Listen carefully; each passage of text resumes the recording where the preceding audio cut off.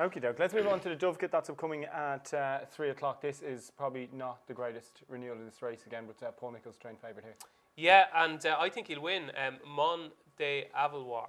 Is that okay? Yeah, Brendan Duke is good for them French pronunciations. Good at everything, How really. would you pronounce that? Mon de Avaloir? Mont de Avaloir. Yeah, that's quite good.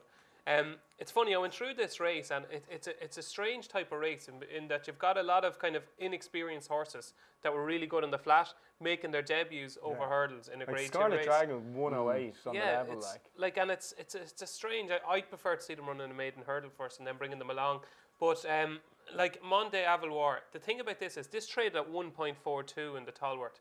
Do you remember? I don't know if you remember the race, but it was a bit of a mess of a race. Obviously, I tipped Western Rider, so I was like looking at it very closely. I didn't want to bring that up, but yeah, and Western Rider obviously ran a shotgun, but Monde Avaloir looked the winner almost everywhere apart from in between the last two hurdles, and he just got very tired.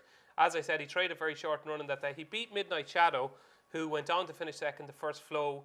And even if you go back through his earlier form, he would have won at Wincanton only for falling at the last. And he beat the Russian Doyen at Chepstow before that. And the Russian Doyen won very impressively at Taunton during the week. His form stacks up. He's a hood on for the first time. He's very keen. He's a hood on for the first time. He's a kind of a fiery front runner. And because these have so little experience, I'd imagine Sean Bowen will just say, right, let's go. And put all their jumping under pressure. And I'd say you'll see a deplorable round of jumping from a few of these.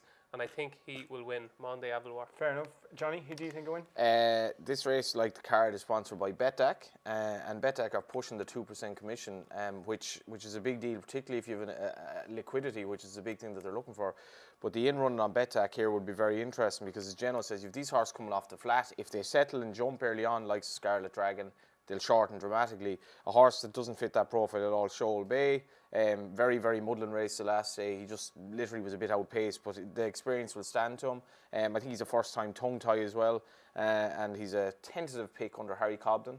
But I think he'll run a good race. Good stuff. Right, on to the aforementioned Betdaq handicap chase, and this is